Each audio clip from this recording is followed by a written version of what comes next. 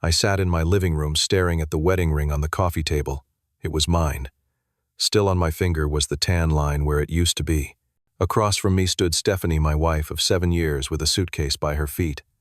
She looked me straight in the eye and said something I never thought I would hear.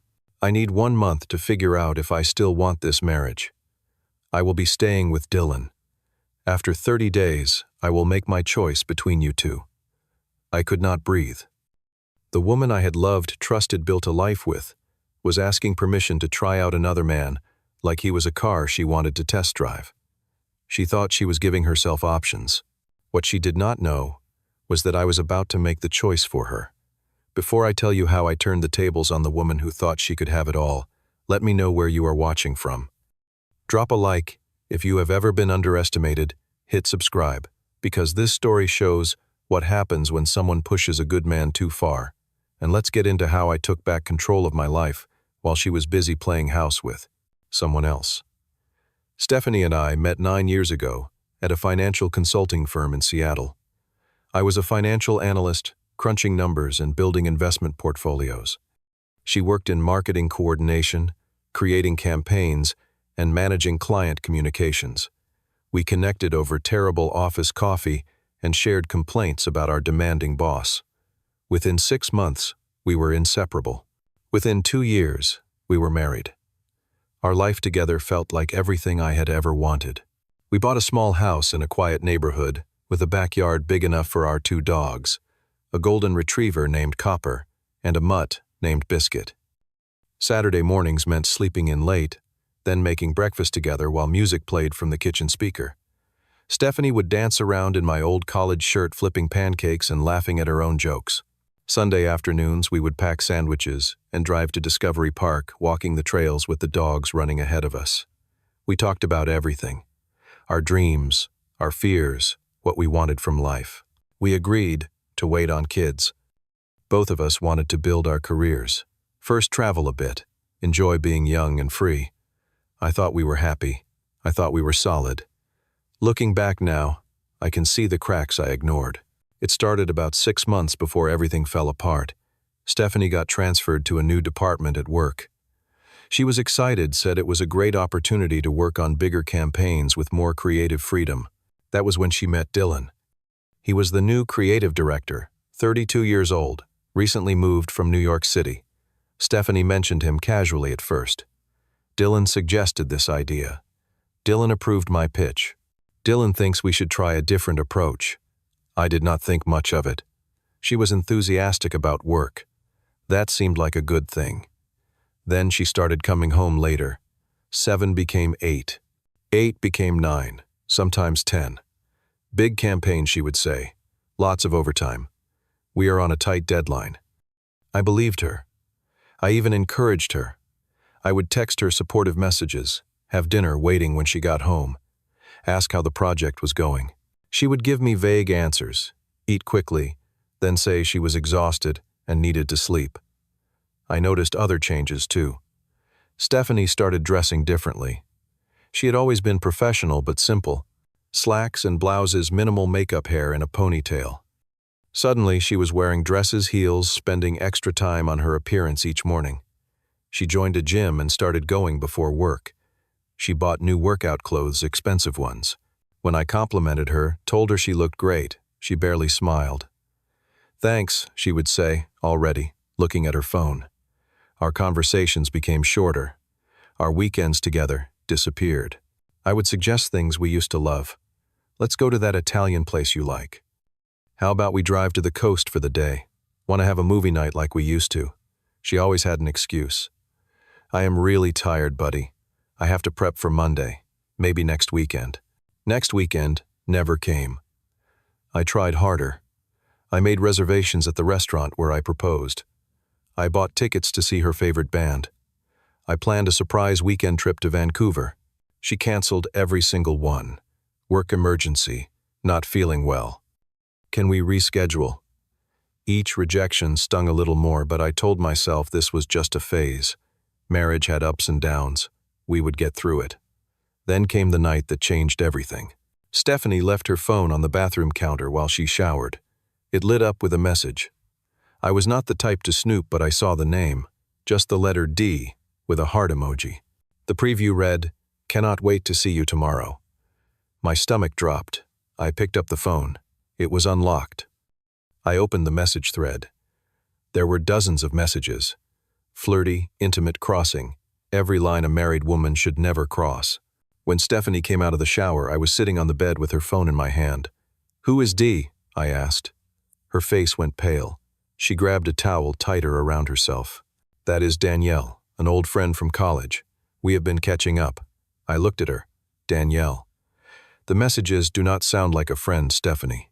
She got defensive. "You went through my phone." "That is a violation of privacy, buddy," we argued. She insisted I was overreacting. I wanted to believe her, but something felt wrong. Over the next few weeks, things got worse. Stephanie asked for space. She said we had been together so long that maybe we needed to remember who we were as individuals. She moved into the guest room. We barely spoke. When we did, it was about bills or who would feed the dogs. The warmth we once shared was gone. I felt like I was living with a stranger.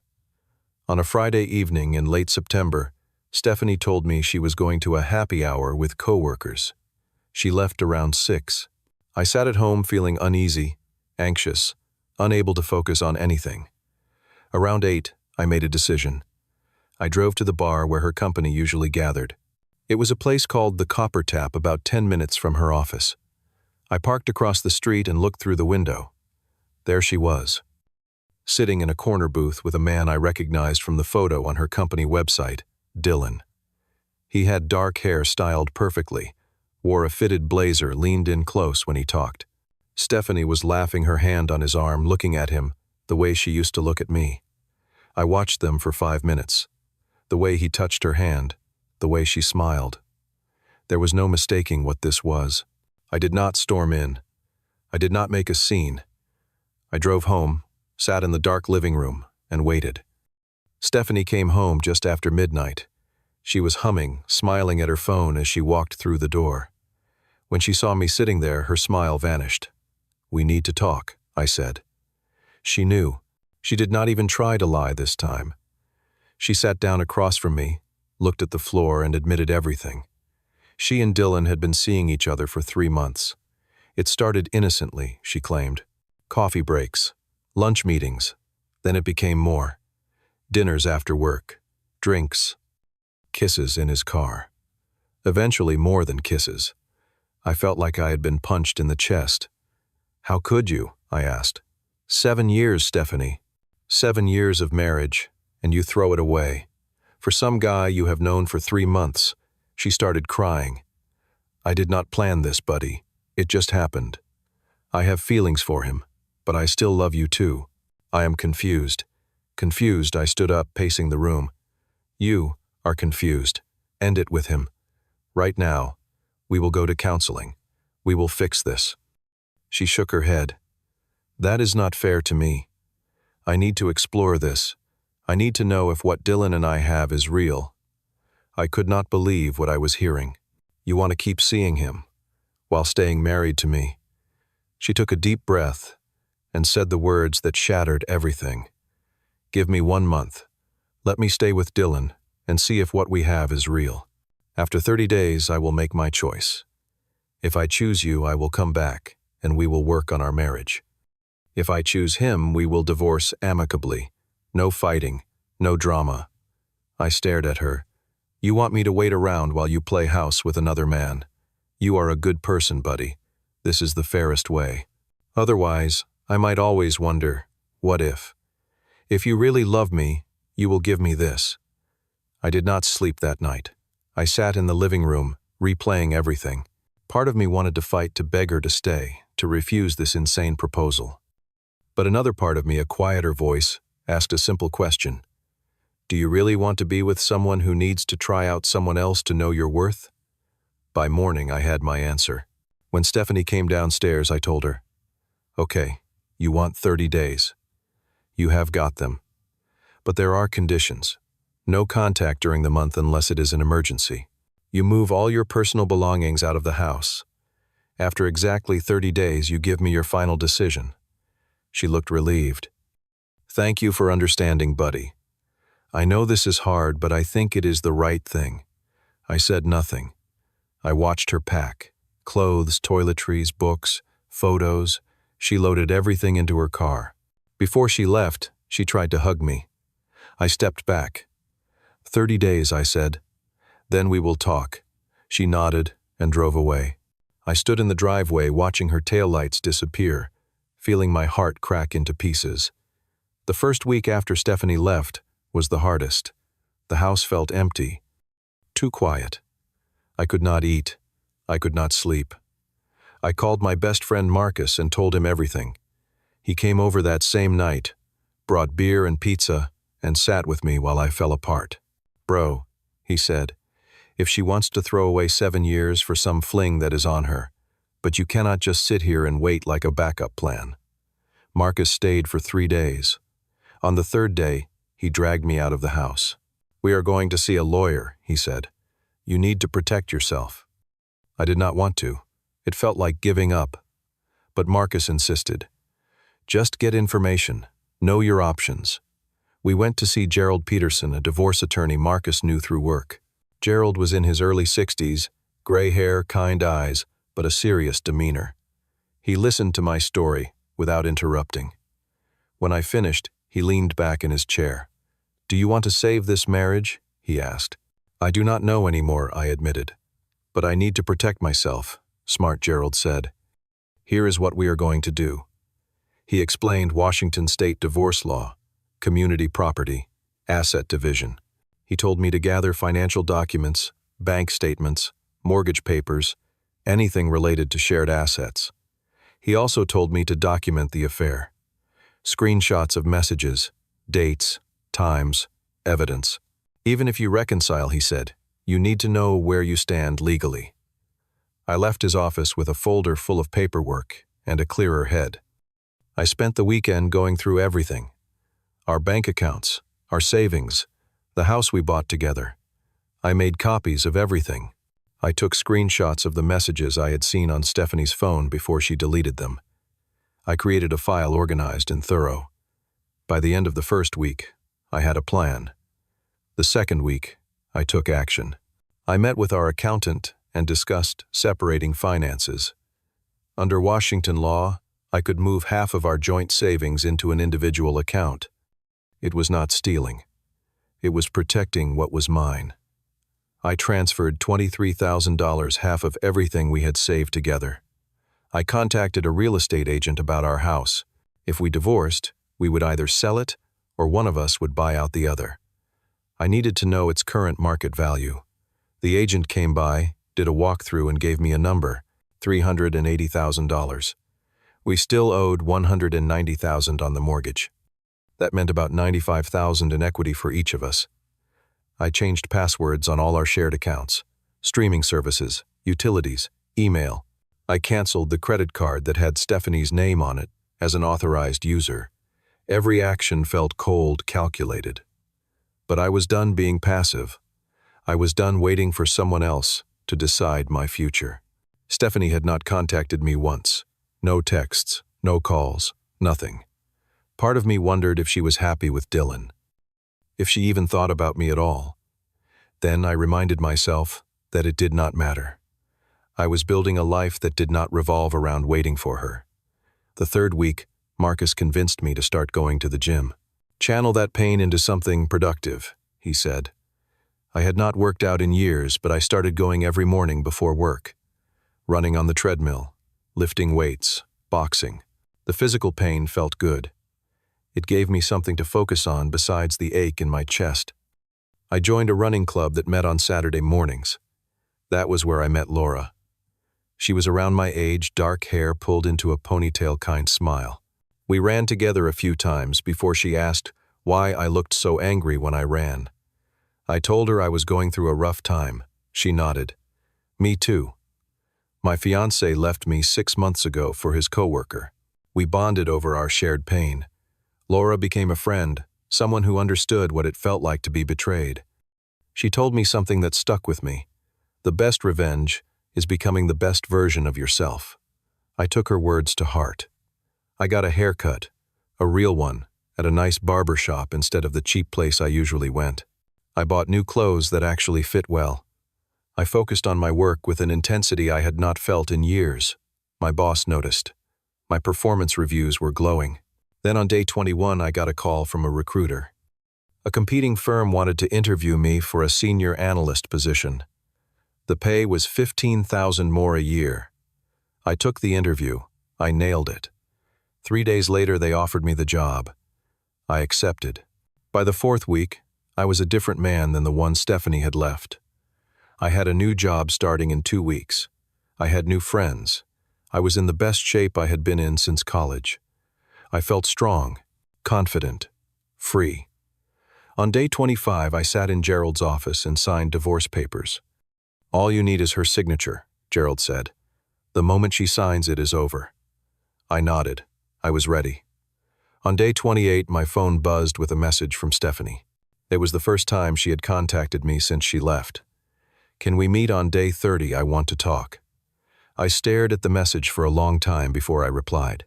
"Sure, 3 p.m. at the house." Her response came quickly. "Thank you. See you then." I spent the last 2 days preparing mentally. I did not know what she was going to say. Maybe she chose Dylan. Maybe she chose me.